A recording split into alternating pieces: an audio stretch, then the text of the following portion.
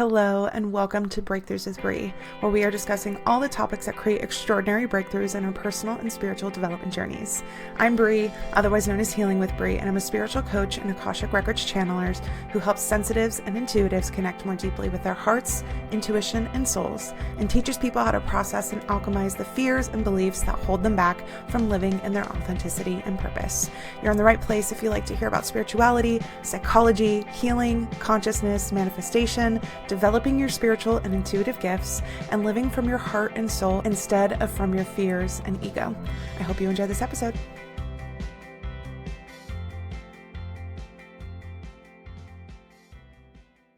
Hello, everyone, and welcome back to Breakthroughs with Bree. This week, I am discussing this question that I get. Bree, how do I build my connection with my intuition? How do I start talking with my higher self or my spirit guides? How do I start building that dialogue? What are some ways I can incorporate that into my everyday routine? And girl, guys, they, thems, I have some great ideas and insights about this for you.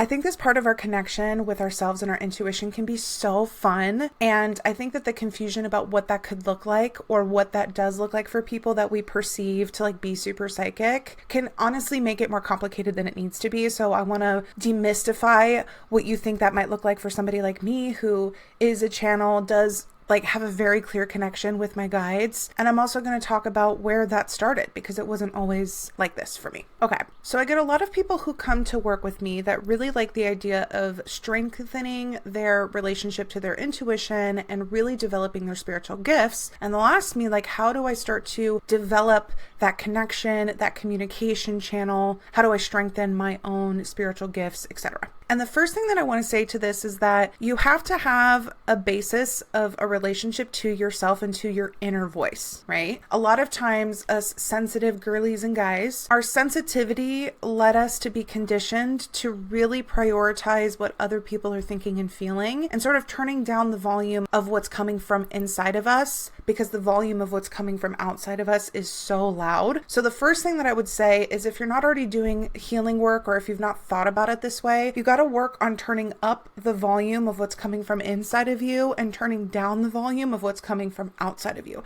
I have so many episodes on this. I just released an episode a couple weeks ago that was about how to stop absorbing other people's energy. There's kind of a follow-up one on that about energetic hygiene and releasing energy from your field. That can be really helpful for that. But it's really important that you start to become really familiar with what your inner voice is telling you. Now, there might be an aspect of this where you also have to learn how to differentiate when that inner voice is coming from fears, aka your ego mind, and when that voice is coming from your soul and your intuition. And that just takes practice, and literally all of us have to do that, which I will say is a big part of my soul powered digital course. And the whole concept behind this course is the basics and fundamentals of what you need to know to live a life that's powered by your soul and your intuition, which of course has a lot to do with how to strengthen the connection with your intuition. But there's a whole video that's about distinguishing the difference between when something is coming from ego, fear energy, and when something is coming from unconditional love, soul, intuitive energy, because those are very different perspectives and very different vibes. So yes, there is going to be a point where we just have to do that development and that practice of, now that I'm hearing my inner voice,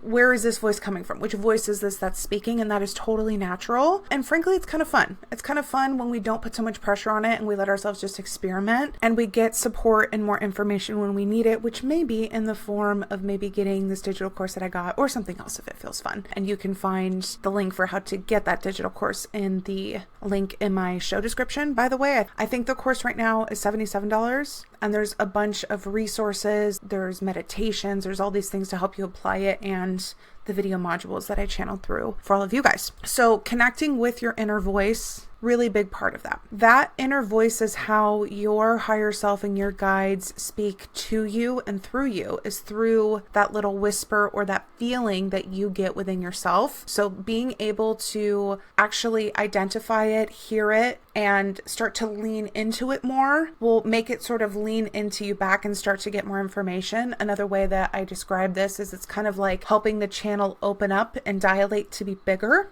the more that you interact with it, the more that you acknowledge it, the more curiosity you have, the more questions you ask it, like just the more reps that you get working with it, it can open and strengthen that channel within yourself, as well as your skills and ability to be able to pull information through it. And maybe then you're like, Brie, well, what does that look like? What does it look like to start to practice that, to get some reps in? And this is the part I'm so excited to talk about, because there are some favorite ways that I have when we're trying to get information for ourselves, which I think is a really important place to start. But I also want to recognize it is a little bit different than pulling through intuitive messages for other people. I'll explain that a little bit more. But let's talk about how we can start practicing connecting with and interpreting messages from our intuition, which in itself is a spiritual gift, by the way, on a day-to-day basis. Now, if you are having the expectation for yourself that you're going to be able to sit down and be totally still and totally quiet and make your mind go blank, and then all of a sudden, like, hear this voice or get this complete paragraph dropped into your brain of exactly what the message is and the exact guidance, and feel no self-doubt and be like, yep, that's what I should do, and then you get up and do that. I don't really know many people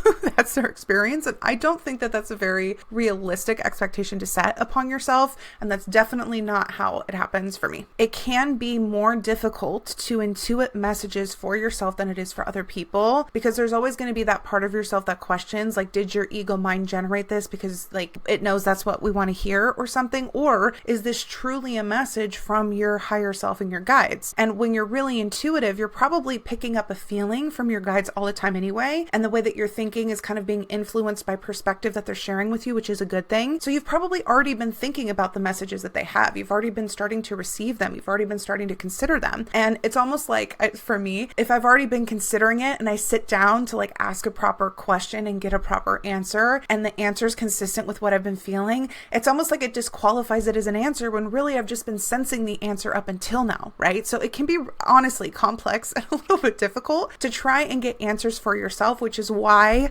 I really recommend the following things. You need some sort of synchronicity creating device, something that is going to create some sort of randomization so that you can let go that part of yourself that is, one, putting the pressure on you to totally generate the message yourself, or two, questioning what really generated that message, if it was your ego mind or if it was your intuition. And what I mean by something that creates synchronicity or randomization is cards. This is one of my favorite ones. There are a couple of other things that we can talk about and that I will talk about, but one of my favorite is using card decks. Basically anything where you can receive symbols or signals that then have their own meaning. And when these symbols or signals are showing up in your life, like without your influence or control, those are times to look into the meaning, to have those conversations with your spirit guides, to acknowledge that you've seen them, and to like work them into, the answers to the questions that you've been asking your guides. And this is what I mean by that. It can absolutely be cards. I'm going to talk a lot about that for a second, but it can also be angel numbers, right? Maybe it's a number you've seen your whole life. Maybe it's a number that pops up and it just feels like it's significant. And so you want to look up the meaning, or it's seeing the repeating numbers on the microwave, right? Like these are all places where these like random occurrences kind of catch our attention and they have meaning. You guys all know I'm a Mystic Michaela stan. She has the Angel Numbers book. And if you're watching on video on YouTube or Spotify, I'm going to be showing these things on video. The Angels Numbers book by Mystic Michaela, it's a glossary of every single number from 1 to 999. So it literally can be any number, and there's a little message underneath it that you can consider. So having a glossary like this, or another thing is animals. Being able to see animals like out in the wild, whether that's like you're literally see one walk across the road, or a certain kind of thing fly up to your window, or maybe it's not like a literal animal, but like an animated animal or something that comes up in a place that feels significant. I love Animal Spirit Guides by Stephen D. Farmer. I'm showing again the picture of it in the video. This is one of my favorite books. It also acts like a glossary for so many different kinds of animals. And what's fun about this this one is that it gives you 3 different ways to interpret the animal showing up. If that animal shows up, it means. Second meaning is call on this animal when. And then the third meaning is if this animal is your power animal, aka it's like a very significant animal to you like all the time, then it gives you that meaning. So a little glossary for something like that is another way that you can pull through meaning and start having these synchronicities become conversations. And finally, let's talk about cards. Now, the author of a very famous tarot book, it's called The 78 Degrees of Wisdom by Rachel Pollack. She had a very, very powerful explanation and quote about why tarot is significant, and I want to read a little bit about it now. She discusses how tarot can facilitate synchronicity by introducing randomness that allows meaningful patterns to emerge, therefore connecting us to our subconscious. So our subconscious mind is where like 95% of what is generating our reality resides, but we don't have access to our subconscious in the way that we are used to relating to things through our conscious mind, right? Like when we're awake and we're thinking about things actively, we can't do that with our subconscious mind unless we get some sort of trigger, or again, we kind of have to have some sort of connection point to start like really thinking back into it, which is kind of tricky because again, the subconscious minds, and it's basically automation for us, right? It's patterns, it's programs, it's beliefs, run how we feel, how we respond to things. And when you look at it from a metaphysical or sort of like a manifestation perspective, it literally creates the reality around us. Now, when we're engaging with something like spirituality, or maybe it's religion, or maybe it's just self-help, a lot of these systems are ways for us to be able to more meaningfully connect with and understand ourselves. And when we understand ourselves, we can express ourselves, we can nourish ourselves, we can heal things that feel like they're not totally in alignment, and we can really have that deeper relationship with who we really are and act and interact with the world in ways that really reflect that, right? So these are all different system and tools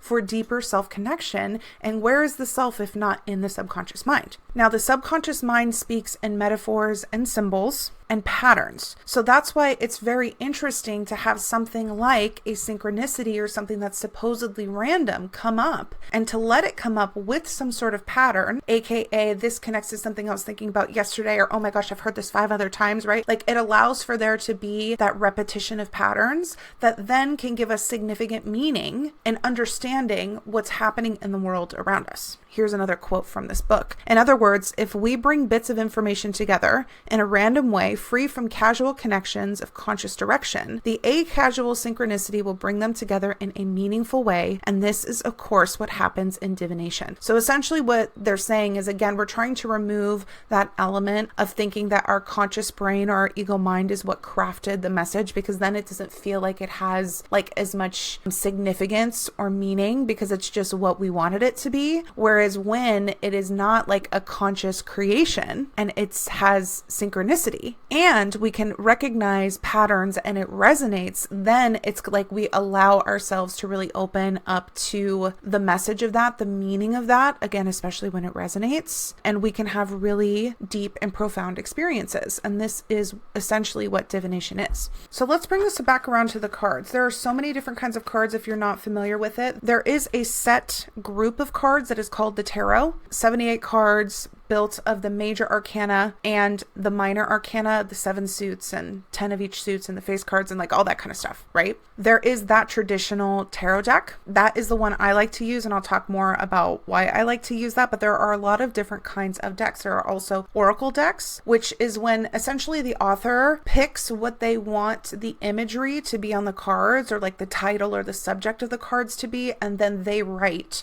what the meaning is for that card. And there's so much freedom in what that can look like. Some people will make an oracle deck that maybe is around spirit animals, right? Or they might make an oracle deck that is specifically tied to physical health issues, or maybe it's tied to astrology and the planets. Or for example, Mystic Michaela, she created an oracle deck that is the angel numbers, and I love that deck, by the way. It has the number and then it has a little subject that encompasses the message, and the message itself, the meaning written on the card. Or it can be oracle decks that just have like positive affirmations, maybe for building self-worth or for relationships, right? Like it literally can be anything, and each card can have any meaning, and that would be like under the umbrella of an oracle card. All of those are really great tools, again, for creating that random synchronicity so that our ego can finally relax and we can really be open-hearted in considering the message, and therefore open up that channel and create that conversation with our higher selves or spirit guides, or both, or however you want to call it. What I really love about the tarot specifically is that I feel like the symbols and the meanings of the traditional tarot have been a part of our collective psyche for a really long time. And I think that there is something to be said for decks and symbols that have that really deeply ingrained, shared symbolism.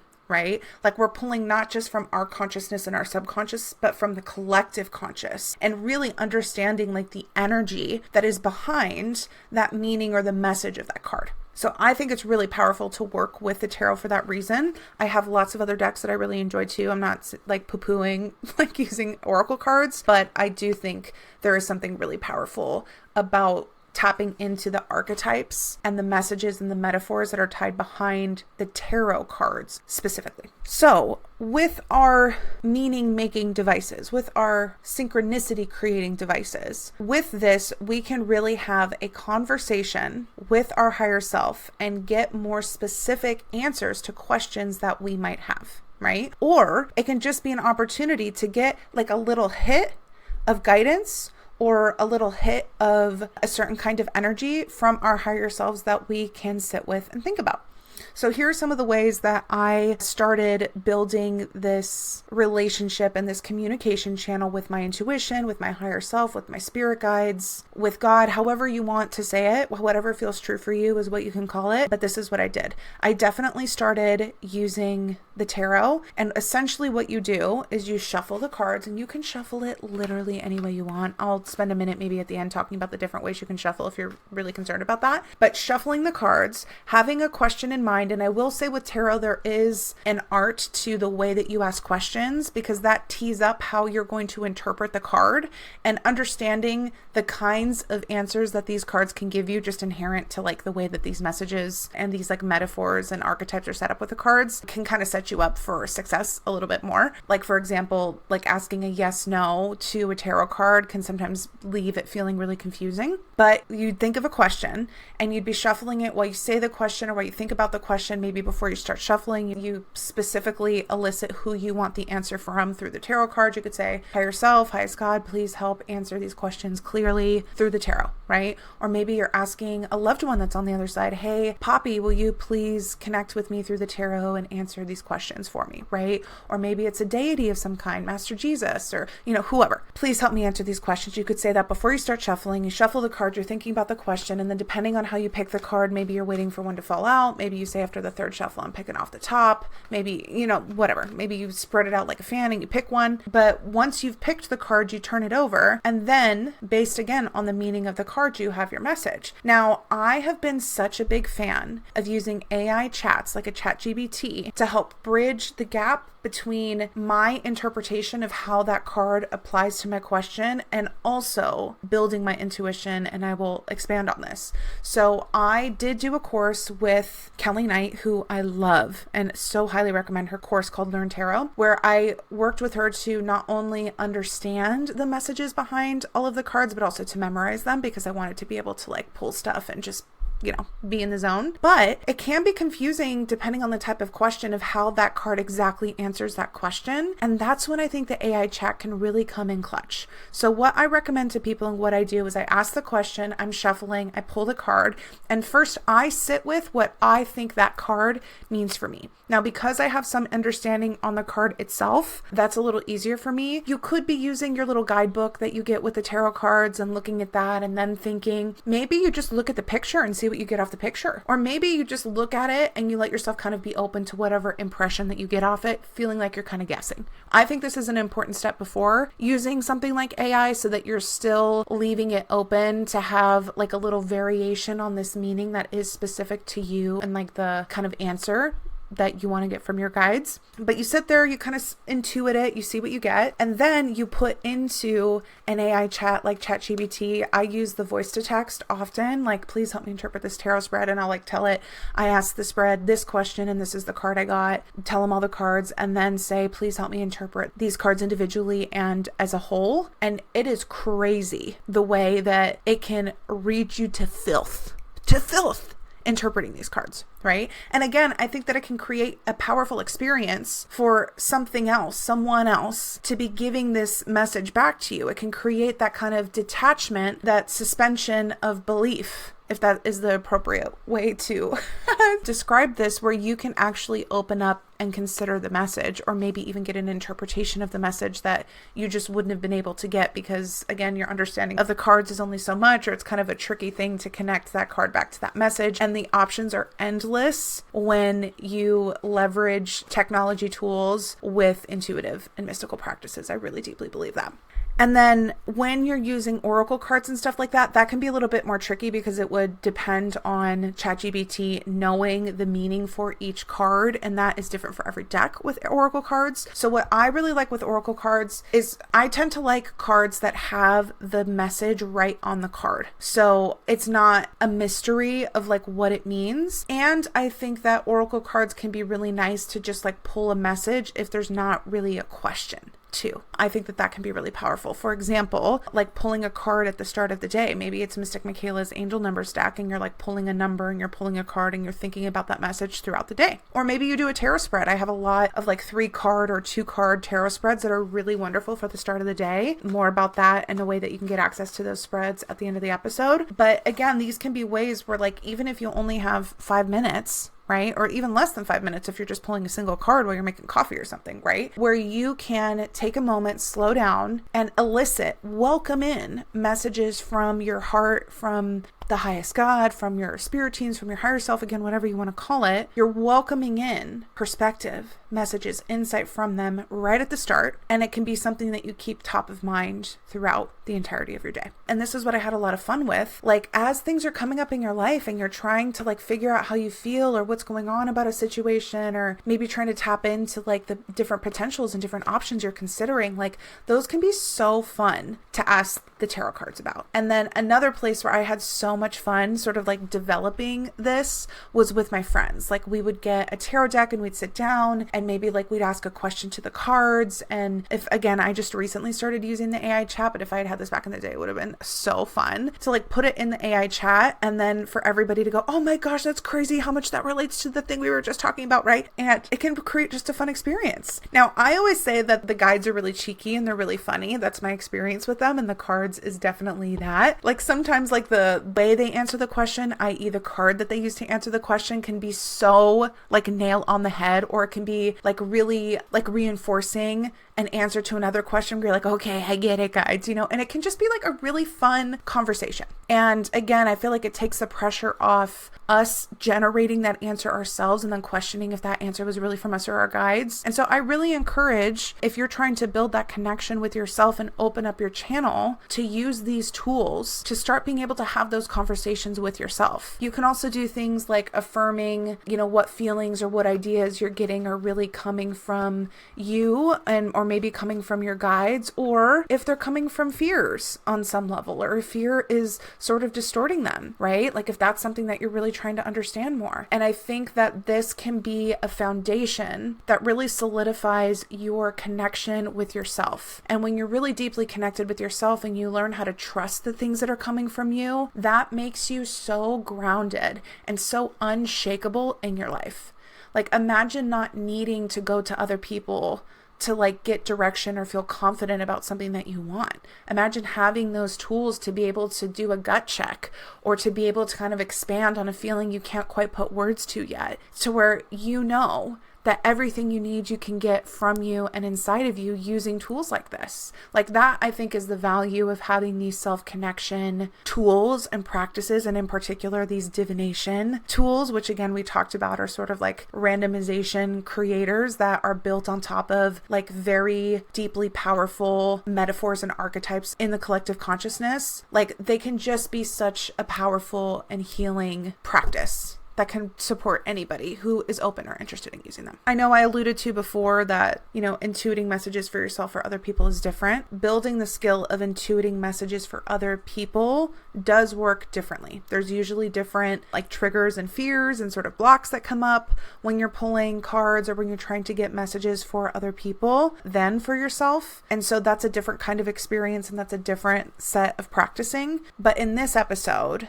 these are my tips and tricks for building that core foundation where I think everybody should start, which is building that dialogue and conversation with your higher self, with your soul, however you want to say it. These are really easy and accessible ways that I feel like anybody can do it. So go get yourself a tarot deck. There's so many fun ones. You can get a traditional. You can go support a local store and get one there, right? You can get one that's really bright and colorful if you think the traditional one is a little bit too doomsday or spooky or something. And I think that's one of the best ways to really start nailing it, right? And again, when you have that pause before maybe looking at the meaning in the book or in an AI chat, you start to build a little bit more confidence, right? Or you start to just experiment with the sense that you get in your day-to-day life versus when you sit down and actually elicit the answers from them. Like, oh, I've already been thinking that, or oh, I kind of already had that idea, or oh, I got that in a dream, right? These can be ways that you build that confidence in all of the little ways that you're pulling through messages, maybe even unintentionally, because we are very deeply connected with our higher selves and our spirit teams, but also ways that you can really get specific and direct answers when you got some big questions. Now, I am starting to build tarot spread and AI chat guides. I think that this is so fun and can make it so easy and again accessible to everybody, even if you're not a psychic, even if you're not a tarot reader. And I'm going to start making more of those available in my digital library on Podia. And long story short, you can also find this on my website or my link tree, and again, link in the description. I already have one tarot and AI chat guide, which is getting a love letter from your higher self. And essentially it's a tarot spread to tap into certain things that your higher self sees you doing very well and wants you to do more of, a couple areas that maybe you're a little too hard on yourself and that you can let go of, and then a final card about how you can really start to implement more self-respect, more love, more authenticity, and asking AI to put that in the form of a love letter. Don't underestimate how powerful it can be to read this back to yourself through an AI chat. I literally tear up all the time when I do things like this. It can be so incredible. So that is an example of one of those product sets up. I'm going to be doing a lot more. I want to do a whole guide that's on, options for tarot spreads that you can do right at the start of the day if you're trying to create a little ritual, which really can be maybe you pulling it at the end or the start of the week or something. I'm going to be doing ones based on very popular questions like career, money, love, relationships, etc. And all of that is always going to be able to be found from my website, healingwithbrie.net. I have a link on that homepage to my digital library, which is the library of all my digital products that I house through Podia right now. And whether it's a free download, which that love letter from your higher self is a free download right now, or if it's a paid product, you're always going to be able to see what is available there. And again, that link in the show description is also going to highlight whatever's available. So if you want to be able to start playing around with getting messages from your higher self, strengthening that intuitive channel, opening up more intuitive gifts, really having that conversation with your higher self and being able to create that sense of self-reliability and self-trust and magic, then try out all those options that we just laid out and see what works for you. See what's fun for you. Because really at the end of the day, this is supposed to be something that feels good and is fun and adds light and empowerment and joy into our lives. And so I hope that all of that does that for you, as well as this podcast. Let me know how you liked this episode or if you have any other questions, and I'll see you all next week for more breakthroughs. Bye, everybody. Thank you so much for listening to this episode of Breakthroughs with Brie. But before you go, please take a moment to either rate and review the podcast on whatever platform you're listening to it, or share this episode or maybe one of your other favorites with friends or loved ones that you think might enjoy or benefit from this content. Both of those things help more than you know, so that I can keep creating these episodes to help us all have more breakthroughs. Remember, you can connect with me on social media, sign up for my email list, hear what products, services, or events that I'm currently offering, all in the link in the show description or by visiting my website, healingwithbrie.net. Thank you from the bottom of my heart for your support and for the time that you're taking to heal yourself and align more with your beautiful soul, as it helps us all so much more than you realize. I'll see you all next week for more breakthroughs.